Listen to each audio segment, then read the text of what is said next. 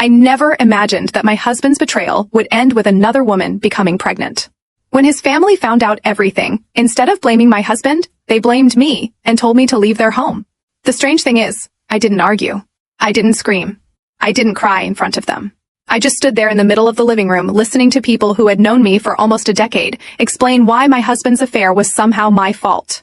And while they were telling me to pack my things, my husband wouldn't look me in the eyes. That was when I realized something. He wasn't afraid of losing me. He was afraid of what I might say. My name is Rachel, and I was married to my husband for 7 years. At least I thought I knew who he was. We had been together long enough that our lives were completely intertwined. We had a home, shared accounts, family traditions, friends who knew us as a couple, and the kind of ordinary routines you don't appreciate until they suddenly disappear. For a long time, I believed our biggest problems were normal marriage problems. Work stress, money, being tired, not having enough time together, arguments about little things. I never imagined there was another woman. Looking back, there were signs. Of course there were. There always seem to be signs after you know the truth. Before I knew about the affair, I simply thought my husband had become distant. He started coming home later. He kept his phone with him constantly. He stopped leaving it on the kitchen counter while he showered. If I walked into a room while he was texting, he'd sometimes turn the screen face down. When I asked who he was talking to, he'd say, "Work." Sometimes he would add, "It's nothing." I wanted to believe him. So I did. That's the embarrassing part. People always say they would never tolerate that kind of behavior. I used to think the same thing. Then you're actually living it, and things aren't as simple as you imagined. One evening, I asked him if something was wrong between us. We were sitting at the kitchen table after dinner. He was scrolling through his phone. I said, "Are you happy?" He looked up. "What kind of question is that?" "A serious one." He sighed. "Rachel, I'm tired." "I know. I've got a lot going on." "I know that too." "Then why are we doing this?" "Because I feel like you're somewhere else, even when you're sitting right in front of me." He put his phone down. For a few seconds, he just looked at me. Then he said, "You're imagining things." I remember that sentence because it stayed with me. You're imagining things. I wanted so badly for that to be true. So I apologized. I actually apologized for asking. I told him I was probably overthinking. He hugged me. And for a while, I thought we'd fix something. We hadn't. A few weeks later, I noticed a charge on one of our shared accounts. It wasn't a huge amount. It was for a restaurant across town. I didn't think much of it until I remembered that he'd told me he was working late that night. I asked him about it. He said he'd gone out with coworkers. "Why didn't you tell me?" "I didn't think it mattered." "Who was there?"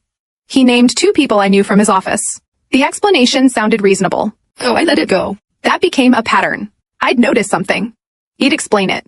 I'd feel uncomfortable. Then I'd convince myself I was being paranoid. Until one night, I found a message. It wasn't dramatic. There wasn't some long confession sitting on his phone. It was just a notification that appeared while his phone was on the counter. A woman's name. And beneath it, "I wish you were here." I stared at the screen. I didn't touch the phone. I didn't need to. I already knew that wasn't a normal message from a coworker. When my husband came back into the room, I asked him who she was. He stopped walking. "What? Who is she?" He looked at the phone. Then, at me. "She's someone from work." "Why does she wish you were here?" He didn't answer. "Who is she?" "Rachel." "Please don't lie to me." He sat down. For several seconds, he said nothing. Then he admitted they had become friends. Friends. That was the word he used. I asked him if anything else had happened. He said no. I believed him. At least, I wanted to. The truth came out gradually. There had been a relationship between them. It had started months earlier. He insisted it was over. He said he'd made a terrible mistake. He said he was sorry. He said he loved me. I asked him if she meant anything to him. He said, no. I asked him why he'd risked our marriage. He said he didn't know. That answer hurt almost as much as the affair itself. I didn't immediately leave. That probably surprises people. I needed time to understand what had happened. I also wanted to know whether he was actually telling me the truth now. For a few weeks, he seemed genuinely ashamed. He apologized. He answered questions. He promised it was over, and I desperately wanted to believe that we could somehow repair what he'd broken. Then she contacted me. I was standing in the kitchen when my phone rang. I didn't recognize the number. I answered. A woman's voice said, "Is this Rachel?" "Yes." There was a long pause. Then she said, "I'm pregnant." I couldn't speak. I thought I'd misunderstood her. "What?" "I'm pregnant." My hand tightened around the phone. "Why are you calling me?" "Because your husband knows." I sat down. For the first time since discovering the affair, I felt completely unsteady. I asked how far along she was.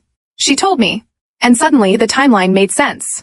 The affair hadn't ended when my husband said it had. He had lied to me again. I confronted him that night. He didn't deny the pregnancy. He just sat there with his head down. I asked, "How long have you known?" He said, "Not long." How long?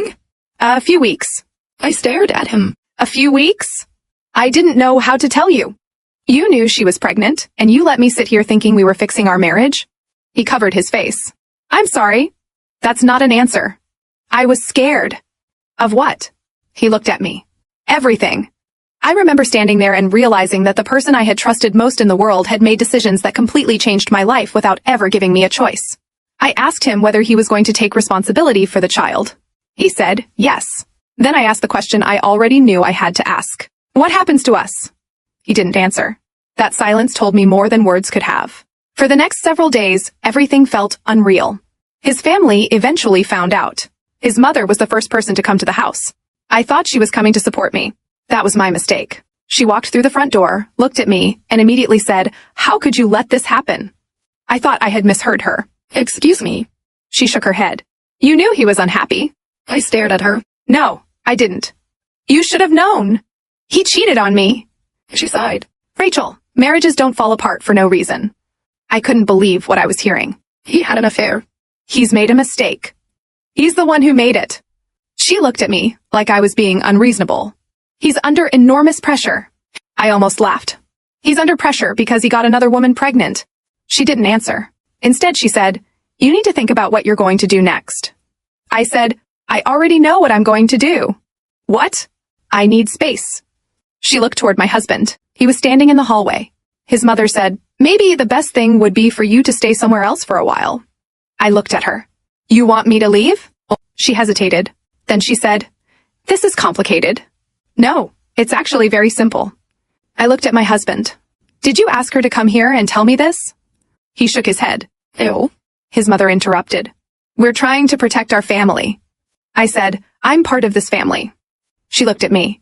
"Are you?" That question hurt, but I didn't let her see it. A few days later, more of his family came to the house. It became an intervention.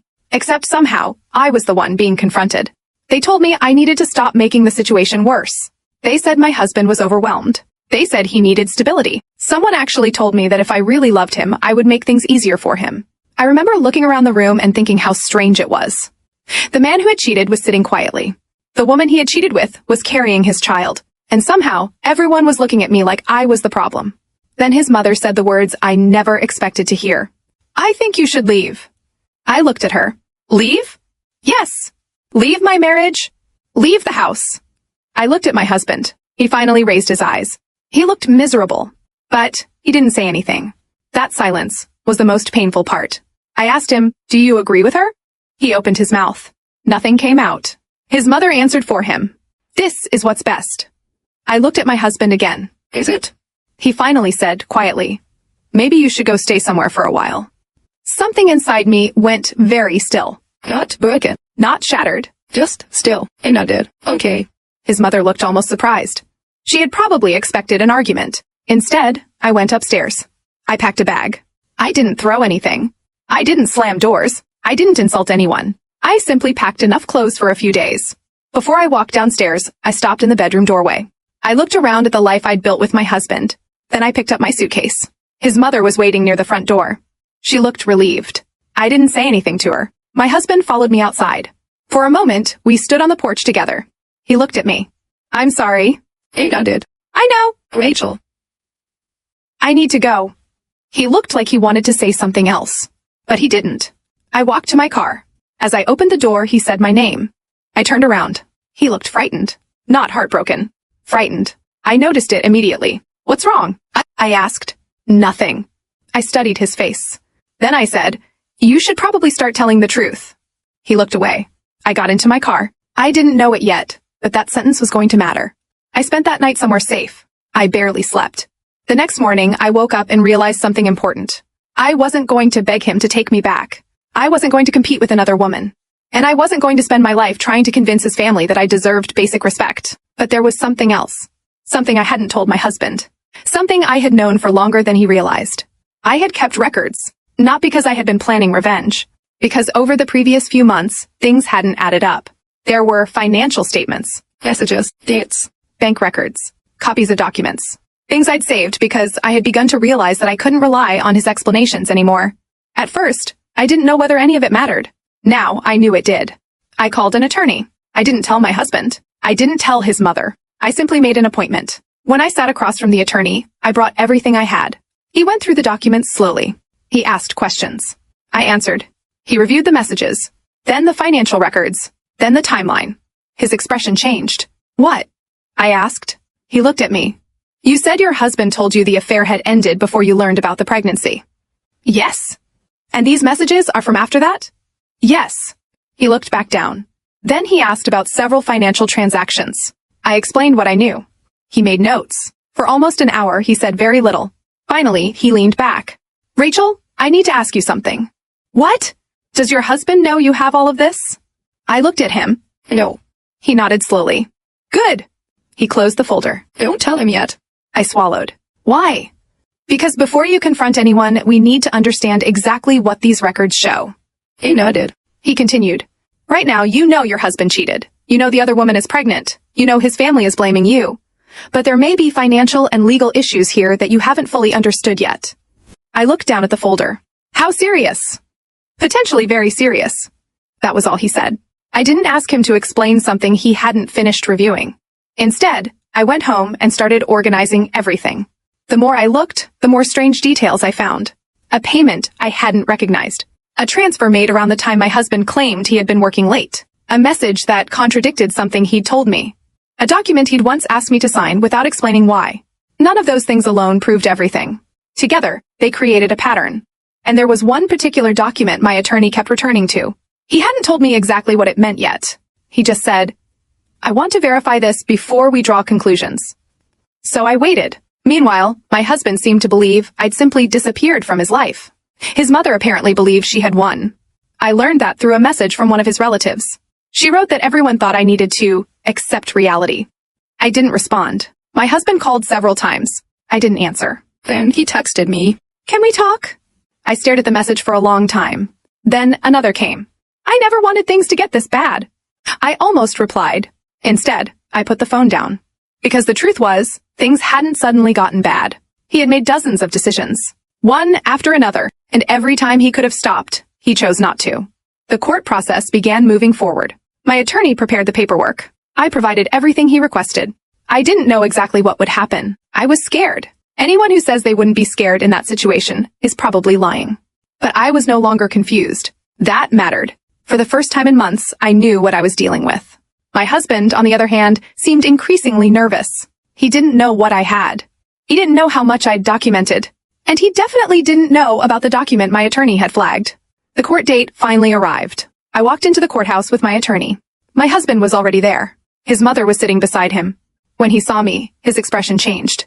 He had probably expected someone broken. Someone desperate. Someone who would walk into that courtroom hoping he would choose her. Instead, I walked in, carrying a folder. My attorney walked beside me. I sat down. My husband stared at me. His mother leaned toward him and whispered something. He whispered back. Then he looked at me again. I could see the question in his face. What do you have? The judge entered.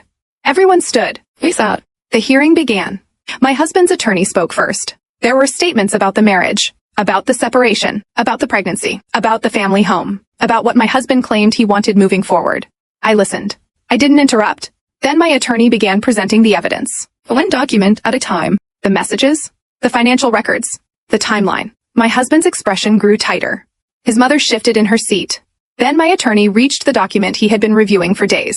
He handed it to the judge. The judge looked at it, then looked at my husband. My husband suddenly leaned forward. His face had gone pale. His mother whispered, "What is that?" He didn't answer her. The judge read the first page, then the second. Then the room became completely silent. The judge looked up. My husband looked at me.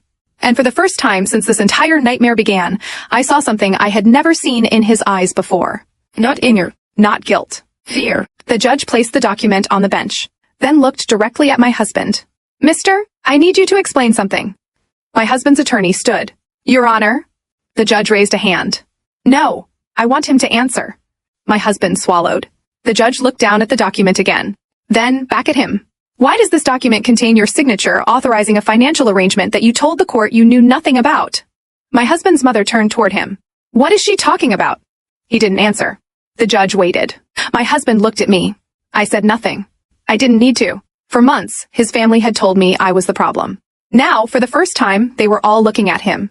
And I knew that whatever happened next would finally force him to answer for the choices he had made. For several seconds, nobody moved.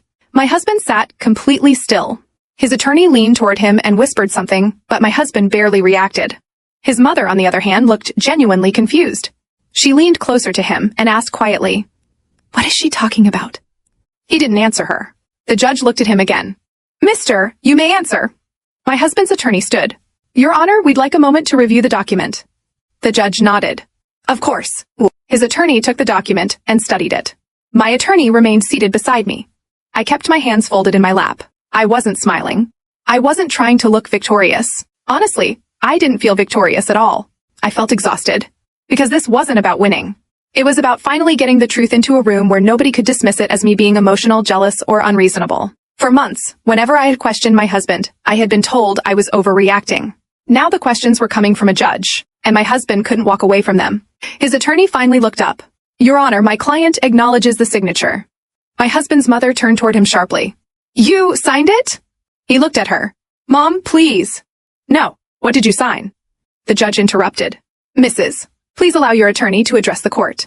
She sat back, but she kept staring at her son. The judge looked at my attorney.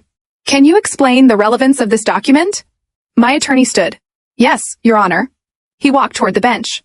"This document relates to a financial arrangement entered into by the respondent during the marriage. My client was not informed of the full nature of the arrangement at the time." My husband immediately spoke. "That's not true." The judge looked at him. "You'll have an opportunity to respond." My husband lowered his eyes. My attorney continued. "The issue isn't simply that this document exists. It's that the respondent previously represented that he had no involvement in this arrangement." The judge looked at my husband. "Is that accurate?" My husband hesitated. "No." It was the first honest answer he'd given in a long time. His mother looked at him as though she didn't recognize him. I understood the feeling. I had felt the same way. My attorney placed another document on the table. "This is a financial statement from the same period." My husband's attorney looked at it, then at my husband. "Did you provide this to us?" My husband shook his head. "No." His attorney closed his eyes for a moment. That small reaction told me everything. He hadn't known. The judge asked, "What exactly are we looking at?" My attorney explained that the record showed money moving in a way that did not match the explanation my husband had given me or the information he had provided during the initial legal process. It wasn't some dramatic secret account filled with millions of dollars. It was something much more believable. Money had been moved. Payments had been made. And my husband had not been honest about where some of it went. The amounts weren't necessarily what shocked me. It was the timing. Several transactions occurred around the same period when the affair was happening. Some of them happened after my husband had told me the affair was over. Others happened shortly before I discovered the pregnancy. I had originally thought his secrecy was about the other woman. Now I wasn't so sure. The judge asked my attorney, "Are you suggesting these funds were connected to the affair?" My attorney answered carefully, "We're not asking the court to make that conclusion yet. We're asking that the records be examined before any financial claims are accepted at face value." That distinction mattered, because I didn't want to accuse my husband of things I couldn't prove. I had spent too long being told I was emotional. I wasn't going to give anyone an excuse to dismiss me now. The judge turned to my husband's attorney. "Would you like to respond?" The attorney stood. "Your Honor, we need additional time to review these records." "That's reasonable." Then the judge looked at my husband. "Mister, do you dispute that these transactions occurred?" My husband swallowed. "No." His mother looked at him again. "What did you do?" He turned toward her. "Mom, stop." "No." Her voice was low, but I could hear the anger in it. "You told us she was making everything difficult." He said nothing. "You told us she was unstable." Still nothing. "You told us you were trying to keep the peace." He looked down. His mother shook her head. "What else haven't you told us?" That question seemed to hit him harder than anything the judge had said. He looked at me. I didn't look away. For the first time, I wanted him to understand that my silence wasn't weakness. I had been silent because I was trying to understand what had happened to my marriage. I had stayed quiet because every time I spoke, someone accused me of making things worse. But now I didn't have to explain myself. The documents were doing it for me. The judge eventually recessed the hearing, so both sides could review the financial information. When we stood, my husband's mother immediately approached him. I stayed where I was. I could hear pieces of their conversation. You told me there was nothing else. I didn't say there was nothing else. You said everything was handled. I thought it was. What does that mean? He didn't answer. His attorney stepped between them and told them they needed to leave the courtroom for the moment. My husband looked at me as he walked past. He stopped. Rachel. I looked at him. What? Can we talk? My attorney stepped closer. My husband noticed. I'm not trying to cause a problem. I know. I just want to explain. I studied him. You've had months to explain. His face tightened. I know. Then explain it to your attorney. I walked away. Outside the courtroom, my hands were shaking. I hadn't realized how much effort it had taken to stay calm. My attorney noticed. You okay? I nodded. I'm okay. You don't have to pretend with me. That almost made me laugh. I've been pretending I'm okay for so long that I don't know what else to do. He smiled slightly. Then don't pretend. Just take it one step at a time. I sat down. For the first time that day, I let myself breathe.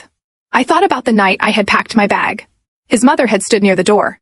My husband had watched me leave. They had both acted as though I was the problem they needed removed. Now his mother was sitting in a courthouse trying to understand what her son had kept from her.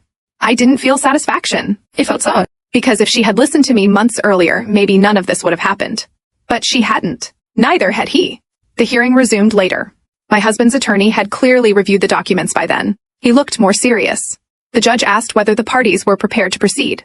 My attorney said yes. My husband's attorney said they were prepared to address the financial questions, but wanted to make clear that his client disputed any suggestion of intentional wrongdoing. That was fair. I wanted the truth, not a story designed to make him look worse than he was. The judge asked my husband directly about several transactions. He gave explanations. Some made sense. Some didn't. One payment, he said, had been for a business expense. My attorney asked why the payment had been made from a personal account. My husband didn't have a clear answer. Another transfer, he said, had been to cover household expenses. My attorney produced a message from him saying he was short on money that week. The dates didn't match. The judge noticed. My husband became visibly uncomfortable. Then came the part that concerned me most. My attorney asked about the document with his signature. What was the purpose of this agreement? My husband said, it was temporary. Temporary for what? I was trying to deal with a financial issue. Which financial issue? He hesitated. My husband's attorney objected to the question as overly broad. The judge sustained the objection. My attorney moved on, but I could tell he wasn't finished. He simply wasn't revealing everything yet. That was something I had learned during this process. Truth doesn't always come out in one dramatic confession. Sometimes it comes out through small contradictions. A date that doesn't fit. A payment that shouldn't exist. A message that contradicts an explanation. One inconsistency isn't always enough, but several of them begin forming a picture. And my husband was beginning to realize that. After the hearing, he approached me again. This time, his mother wasn't with him. Rachel. I stopped. What? I didn't want this. I looked at him. What didn't you want? Any of this. The affair? He looked down. The court. The pregnancy? He flinched. I continued. You keep saying you didn't want things to happen, but things didn't happen by themselves. I know. You made choices. I know. Then stop talking like you're a passenger in your own life. He stared at me. For a few seconds, neither of us spoke. Then he said, there are things you don't understand. I felt something cold settle in my stomach. Then explain them. He opened his mouth, stopped, then said, I can't. Why? I need to talk to my attorney. I nodded. Then do that. He walked away. I watched him go. And that's when I realized something important. He wasn't afraid of the affair being exposed anymore. He was afraid of something else. Something connected to those financial records. I went back to my attorney's office the next day. I brought everything again. He had received additional records through the legal process. He spread them across the conference table. I think we're getting closer, he said. To what? The reason your husband was so careful about what he told you. I waited. He pointed to a series of transactions. Look at the dates. I did. They were spread across several months. What am I looking at? Payments and transfers. I know. Look at who received them. He stared. I recognized one of the names. Not the other woman. Someone connected to my husband's family. I looked at my attorney. Why was he sending money there? That's what we're trying to establish. I felt sick. Could this be related to the affair? Possibly, but I don't want you making that assumption without evidence. I nodded. He pointed to another record. This is where things become interesting. I looked closer. There was another payment. Then, another. The amounts weren't identical. but they followed a pattern. These happened before the pregnancy was announced, I said. Correct. And after he told me the affair was over, Correct. I leaned back. Why? My attorney shook his head. That's what we need him to explain. I thought about something my husband had said months earlier. I was scared. At the time, I had assumed he was scared of losing me. Now I wondered if that was only part of the truth. I asked my attorney, do you think he knew about the pregnancy earlier than he admitted? I don't know. Could these payments tell us? They might. That night, I went home and opened the old messages I had saved. I read them slowly. One conversation stood out. It was between my husband and the other woman. I had seen it before, but I had never understood one particular line. She had written, "You said they would take care of it." At the time, I had assumed they meant my husband. Now, I wasn't sure. I kept reading. My husband had replied, "Just give me a little more time." Then she wrote, "You promised me." I stared at those words. My heart started beating faster. I immediately sent the screenshot to my attorney. He called me less than 10 minutes later. "Where did you get this?" "It was on my husband's phone." "Do you have the original conversation?" "Yes." "Keep it exactly as it is. Don't edit anything." Okay. He was quiet. Then he said, "Rachel, don't contact either of them about this." "I won't." "And don't tell your husband we have it." "I won't." "Good." I hung up. I barely slept that night. The next morning, my attorney called again. He had found something. Not a complete answer, but another piece. He told me there were records suggesting that my husband had been trying to resolve a financial obligation connected to the other woman. I asked what kind. He wouldn't speculate. He said we needed more documentation, but suddenly, the financial arrangement made more sense. My husband hadn't simply been hiding an affair. He had been trying to manage the consequences of it. And somewhere along the way, he had made financial decisions without telling me. The question was whether those decisions affected our marital finances. That was what the court needed to determine. When I returned for the next hearing, my husband looked different. He seemed tired. His mother was still beside him, but she wasn't talking to me anymore. She barely looked at me. My husband sat quietly until the judge entered. The hearing began. My attorney presented additional records. This time, the focus was not simply on what my husband had spent. It was on what he had told me about those expenses. The judge asked him several questions. He answered some, then stopped answering others. His attorney kept objecting. Eventually, the judge said, "Counsel, your client is going to have to address these inconsistencies." My husband's attorney nodded. My husband looked at me. I could see that he wanted me to understand something, but I couldn't tell what. Then his mother leaned toward him. She whispered, "Just tell them." He turned toward her. I can't. Her face changed. "Why not?" He didn't answer. She looked at me. For the first time, there was no anger in her expression. There was fear. She whispered, "Rachel, what do you know?" I looked at her. More than I knew before. Did he do something else? I didn't answer. Because I wasn't going to become the person who exposed everything in the hallway of a courthouse. If there was another truth, it needed to come out properly. The hearing continued. My attorney requested that my husband provide additional financial records. The judge granted the request. That was the moment my husband seemed to realize the situation wasn't going away. Afterward, he approached me. His voice was quiet. "Please?" I stopped. "Please what?" "Don't do this." I looked at him. "Do what?" "Make everything worse." I stared at him. "You're still saying that?" "I just want this to end." So do I. "Then why keep digging?" "Because every time I stop, I find another lie." He looked away. I said, "You could have told me the truth." "I was trying to protect everyone." I almost laughed. "Everyone?" "Yes. You weren't protecting me." "I know. You weren't protecting our marriage." "I know. You weren't even protecting yourself." He looked at me. For a moment, I thought he might finally tell me everything. Instead, he said, "There are things my family doesn't know." I felt my chest tighten. "What things?" He shook his head. "I can't tell you here." "Then where?" He looked toward his attorney. "Not yet." He walked away. I stood there watching him, and suddenly, all those strange moments made sense. His nervousness when I spoke, his refusal to explain the financial document, the messages, the payments, the way his mother kept insisting I was responsible for his unhappiness. Maybe they had all been looking in the wrong direction. Maybe the affair was only the most visible part of what had happened. But I still didn't know the whole truth. Yet. A few days later, my attorney received the additional records. He called me. "Rachel, I need you to come in." I knew from his voice that something had changed. When I arrived, the records were already on his desk. He didn't say anything at first. He simply pushed one page toward me. I looked down. It was a financial record. My husband's name was on it. The date was from before I knew about the affair. I looked at the amount, then at the recipient. My stomach dropped. I recognized the name. It wasn't the other woman. It was someone in my husband's family. I looked at my attorney. What does this mean? He shook his head. We need to be careful. Why? Because this could change the entire financial picture. I stared at the document. How? He pointed to another page. This payment wasn't made after the affair became public. I looked closer. It was made before. Exactly. And there's another one. He nodded. And another. I felt a chill. Why would he be moving money before any of this came out? My attorney looked at me. That's the question. I looked back at the documents. Then I noticed something I hadn't seen before.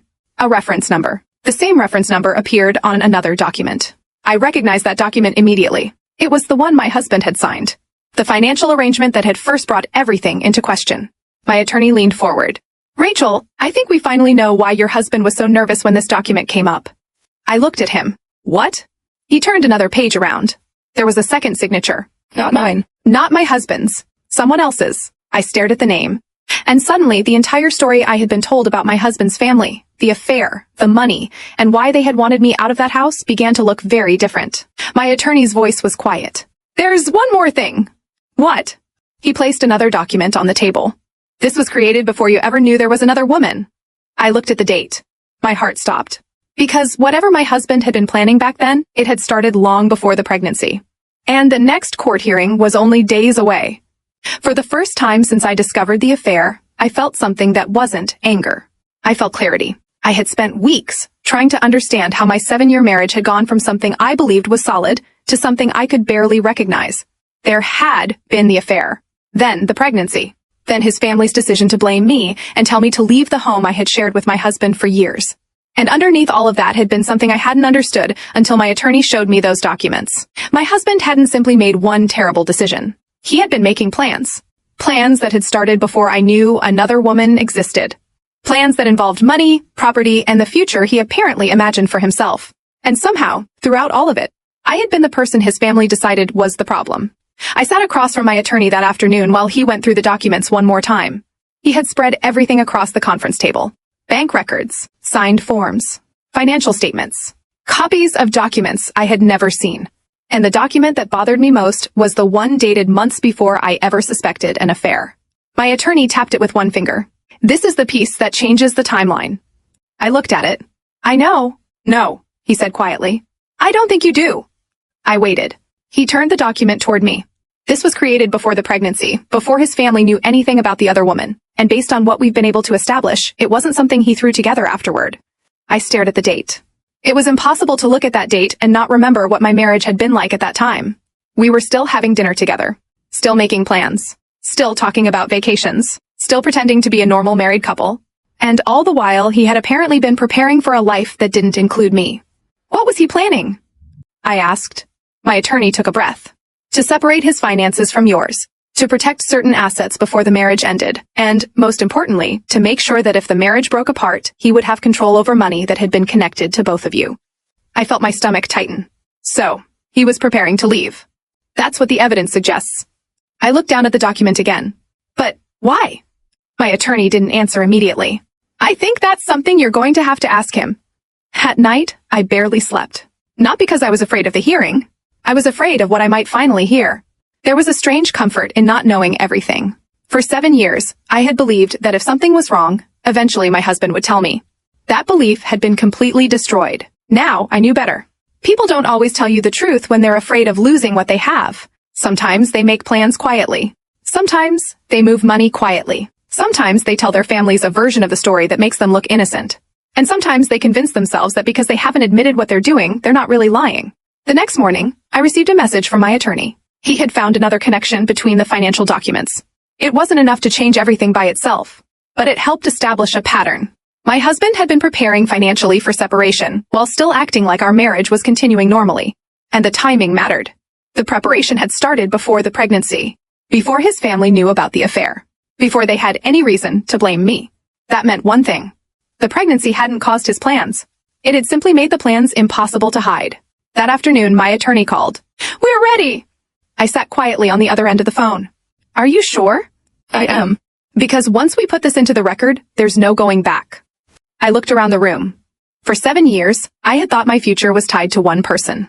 Now I realized my future was something I was going to have to build myself. Let's do it, I said. The morning of the hearing, I arrived early. I didn't want to see my husband in the hallway. I didn't want to hear what his family had to say before we went inside. But eventually, I heard familiar voices. I looked up. My husband walked in with his mother. She saw me. For a second, neither of us moved. Then she looked away. That was different. A few weeks earlier, she had looked at me as though I were an inconvenience she couldn't wait to remove. Now she wouldn't meet my eyes. My husband looked exhausted. He wasn't the confident man I remembered. He kept his head down while his mother whispered something to him. Then he looked over at me. Our eyes met. He looked away almost immediately. My attorney noticed. "Don't worry about him," he said quietly. I wasn't. And that was true. For once, I wasn't waiting for him to choose me. I wasn't waiting for him to apologize. I wasn't even waiting for him to admit that he had been wrong. I was waiting for the truth to be placed where everyone could see it. When we entered the courtroom, everything felt strangely ordinary. There was no dramatic music, no shouting, no audience gasping, just people taking their seats and waiting for the hearing to begin. The judge entered. Everyone stood. Then we sat. My hands were folded in my lap. They were steady. I remember thinking that a few weeks earlier, I never would have believed I could sit there like that. The judge reviewed the basic matters first. Then my husband's attorney spoke. He described the situation in broad terms. There had been marital conflict. The relationship had broken down. There were disagreements involving finances. He carefully avoided saying anything that made my husband look responsible for the situation. Then my attorney stood. He didn't raise his voice. He didn't need to. He simply said that there were documents that established a different timeline from the one my husband had presented. My husband shifted in his chair. His mother leaned toward him. He whispered something to her. She shook her head. The judge looked at my attorney. "What documents?" My attorney held up a folder. Financial records, signed agreements, and correspondence that predate the pregnancy, and established that my client's husband had begun making financial arrangements well before the affair became known to the family. The courtroom became very quiet. My husband finally looked directly at me. I didn't look away. The judge examined the first document. Then another. Then another. There wasn't anything dramatic about the paperwork itself. That's what made it so powerful. Numbers. Dates. Signatures. Account information. Ordinary-looking documents that told a very different story when placed next to one another. The judge looked at my husband's attorney. "Have you reviewed these?" The attorney said yes. The judge looked back down. "Mister, did you sign this?" My husband swallowed. "Yes." "Did you sign it voluntarily?" "Yes." "Was your wife aware of this arrangement at the time?" He hesitated. "No." My heart sank, even though I already knew the answer. The judge looked at him. "Why not?" My husband didn't answer. His attorney leaned toward him. My husband finally said, "I didn't think it was necessary to tell her." The judge's expression didn't change, but I could see that the answer mattered. My attorney then produced another document. "This one is particularly important." My husband immediately stiffened. His mother noticed. "What is it?" She whispered. He didn't answer her. The judge looked at the document. "Date?" My attorney gave the date. The judge paused. Then she looked at my husband. "This predates the pregnancy." "Yes, Your Honor." "And it predates the family's discovery of the affair?" "Yes." The judge looked at my husband. "What was the purpose of this document?" My husband stared at the table. His attorney whispered something to him. Finally, he answered. "It was a financial precaution." My attorney asked, "A precaution against what?" My husband's jaw tightened. "I wanted to protect myself." The words hung in the courtroom. His mother turned toward him. "Protect yourself from what?" He didn't answer. She asked again, louder this time. "What were you protecting yourself from?" My husband finally looked at her. "From losing everything." She stared at him. Then she looked at me. For the first time since all of this began, I saw something in her face that wasn't anger. It was confusion. She had believed the story she'd been told. She had believed I had somehow failed her son. She had believed the marriage had fallen apart because I wasn't good enough for him. But now she was beginning to understand that her son had been preparing for the marriage to end before she ever knew there was a problem. My attorney continued. "There are also records showing movement of funds during this period." My husband's attorney objected. The judge reviewed the material. Then she allowed the evidence to continue. My husband closed his eyes for a moment. I remember thinking how strange it was. For months, I had wanted him to tell me the truth. Now the truth was coming out without him being able to control it. My attorney asked him about the financial arrangements.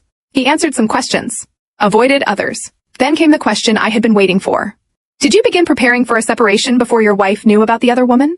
Silence. My husband looked at his attorney, then at the judge. Finally, he said, "Yes." His mother covered her mouth. I heard her whisper, "Oh my God." I didn't feel victorious. I felt tired, because suddenly the affair itself seemed almost secondary. He hadn't simply fallen into something and then panicked. He had been planning an exit. He had been preparing financially. And while he was doing it, he was still coming home to me. Still sitting across from me at dinner. Still telling me everything was fine. The judge asked, "When did you intend to tell your wife?" My husband didn't answer. Esther? "I don't know." My attorney asked, "Did you intend to tell her before or after securing the financial arrangements?" His attorney objected. The judge allowed the question. My husband finally said, "After." That single word told me more than I wanted to know. His mother turned toward him. "You were going to leave her?" He didn't respond. "You were going to leave her and never tell us?" "Mom, please." No. Her voice broke. "You told us she was the problem." My husband looked at her. "I never said—" "You did." She was crying now. "You told us she was difficult. You told us she was controlling. You told us she was the reason you weren't happy." He looked down. I remembered those conversations.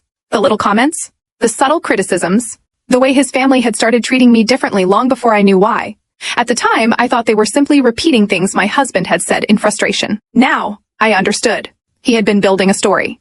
And by the time the affair became impossible to hide, his family already had a version of me in their heads. That was why they had blamed me. It had been easier to believe that story than to admit their son had betrayed his wife. The judge eventually called for a recess. I walked into the hallway with my attorney. My husband came out several minutes later. For a moment, we were alone. He looked at me. Rachel. I stopped. "What?" He looked like he wanted to say 100 things. Instead, he said, "I didn't think it would get this far." I stared at him. "Neither did I. I thought we could work something out." "You had another woman." He closed his eyes. "I know. She's pregnant." "I know. You were making financial plans before I even knew about her." He looked away. I was scared. So was I. He looked back at me. "I never wanted to hurt you."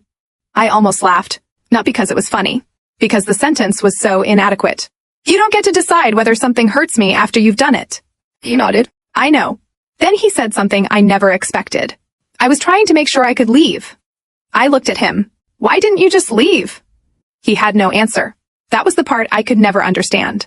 If he didn't love me anymore, he could have told me. If he wanted another life, he could have admitted it. Instead, he chose deception. He chose to protect himself while making me believe I was safe. And then, when the truth came out, he allowed his family to blame me. I said, "That's what I'll never forgive." He looked at me. "The affair was your choice. The pregnancy was a consequence. But letting your family throw me out and call me the problem was another choice." His eyes filled with tears. "I'm sorry." He nodded. "I believe you're sorry." He looked hopeful for half a second. Then I continued. "But being sorry doesn't put 7 years back together." His face fell. The recess ended. We returned to the courtroom. The judge reviewed the evidence and spoke carefully. The court wasn't there to punish my husband for being unfaithful. That was never what I expected. But the financial documents mattered. The concealed arrangements mattered. The timing mattered. And the way those arrangements affected the marital financial situation mattered. The judge made clear that the disputed financial matters would be addressed through the appropriate process, and that my husband could not simply treat jointly connected assets and obligations as though they were his alone. There were further proceedings required. There was no movie-style moment where someone slammed a folder on a desk and everything was instantly over. Real life doesn't work that way. But there was something almost more satisfying about the judge calmly explaining that the documents would be considered and that the financial arrangements could not simply stand because my husband had created them secretly. My attorney leaned toward me. "You did the right thing by keeping the records." He nodded. I had never collected them because I was planning revenge. I had kept them because something inside me had told me not to throw anything away. That instinct had protected me. After the hearing, my husband's family waited outside. His mother approached me. I wasn't sure what she wanted. She stood there for several seconds before speaking. "Rachel, I owe you an apology." I didn't answer immediately. She continued. "We were wrong." I looked at her. "You believed what your son told you." She nodded. I did. "And you told me to leave." Her face crumpled. "I know. I will never forget that." "I understand." For once, she didn't defend herself. She didn't say she had been confused. She didn't say she was protecting her son. She simply stood there and accepted what she'd done. Then she said something I didn't expect. "I thought I was protecting my family." I looked at her. "You were protecting your son from consequences." She lowered her eyes. "You're right. That was enough. Not because it fixed anything. It didn't. But because it was the first honest conversation we'd had. My husband came outside a few minutes later. He looked at me. "Can I see you?" I considered it. Briefly. We stood near the courthouse entrance. He didn't try to touch me. He didn't ask me to come home. Maybe by then he understood that asking would have been pointless. "I lost you a long time ago," he said. I shook my head. "No. You lost me when you decided honesty wasn't worth the risk." He nodded slowly. "I know. What are you going to do now?" "I don't know." For the first time, I believed him. He was going to have to figure out his own life. He was going to have to deal with the consequences of the affair. He was going to have to answer questions from his family. He was going to have to deal with the pregnancy and whatever responsibilities came with it. And he was going to have to live with the fact that the woman he had treated as though she were the problem had been the person quietly keeping records and telling the truth. As for me, I had my own decisions to make. I didn't decide that day whether I would ever forgive him. I didn't promise reconciliation. I didn't make some dramatic declaration that I would never love again. I simply decided that I was done measuring my future according to what my husband wanted. For 7 years, I had thought marriage meant holding on no matter what. I now understood that there was a difference between commitment and abandoning yourself. I had been willing to work through problems. I had been willing to forgive mistakes. I had been willing to have difficult conversations. But I could not build a marriage alone. And I couldn't rebuild trust with someone who had spent months quietly preparing for a life without me. The financial case continued after that hearing. The records were reviewed. The disputed arrangements were addressed. The money that had been moved and the obligations connected to it were accounted for through the proper process. It wasn't instant. It wasn't simple. But I was no longer walking into those conversations blind. I had documentation. I had legal representation. And, most importantly, I had stopped believing that I needed to protect everyone else's comfort at the expense of my own. My husband's family eventually stopped contacting me. There were a few messages. Some were apologies. Some were explanations. I didn't answer most of them. Not because I hated them, because I needed distance. His mother eventually sent me one final message. She said she was sorry she had believed her son without asking me for the truth. I read it several times. Then, I deleted it. Not because it didn't matter, because I didn't need her apology to validate what had happened. I already knew. My husband and I eventually separated. Whether that separation would become permanent was something I allowed myself to consider slowly rather than deciding in the middle of anger. But I knew one thing immediately. I wasn't going back to the marriage that existed before. If there were ever going to be a future between us, it would have to be something completely different. It would require honesty, accountability, team, and more than anything, it would require him to understand that forgiveness was not something he could demand simply because he finally regretted getting caught. He would have to live with the consequences of his choices. So would I. But the difference was that I finally got to choose mine. Looking back now, I think the strangest part of the entire experience is that I was never the loudest person in the room. When I discovered the affair, I didn't scream. When his family blamed me, I didn't scream. When they told me to leave, I didn't beg. When I found the financial documents, I didn't confront my husband immediately. I documented everything. I listened. I waited. And I stayed calm because I knew that if I reacted emotionally, people would remember my reaction instead of what had been done to me. My silence wasn't weakness. It was the only thing I still controlled. My husband once told me he didn't understand why I had been so quiet after everything came out. Now I think he understands. I wasn't quiet because I had nothing to say. I was quiet because I was finally making sure that when I spoke, I knew exactly what I was talking about. For months, his family had looked at me and seen a woman who had supposedly failed their son. Then they saw the documents. They saw the dates. They saw the signatures. They saw that the plans had started before the pregnancy. Before the family confrontation. Before they ever told me to leave. And slowly, painfully, they realized that they had been defending a story instead of the truth. I can't say what the rest of my life will look like. I'm still figuring that out. But I have my own place now. I make my own financial decisions. I sleep better. And I no longer spend my days wondering why someone who claimed to love me could treat me like an obstacle. Sometimes I still think about the woman I was before all of this. She would have tried harder. She would have apologized for things that weren't her fault. She would have worried about what everyone else thought. She would have asked herself what she could do to save the marriage. I don't hate that version of me. She loved deeply. She trusted deeply. She simply didn't know that love without honesty can become a very lonely thing. My husband made his choices.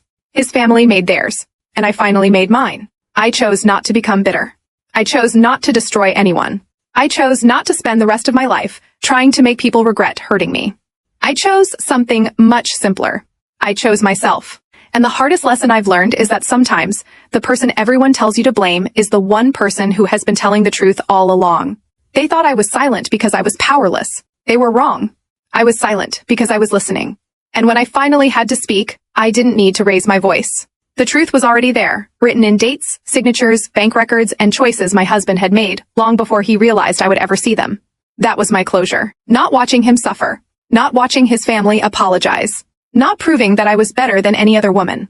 Just knowing that when the moment came, I had the courage to stand there, tell the truth, and walk away from the life he had secretly planned for me. He had spent months planning a future without me. I spent those same months, without realizing it, preparing for a future of my own. And for the first time in 7 years, that future belonged entirely to me.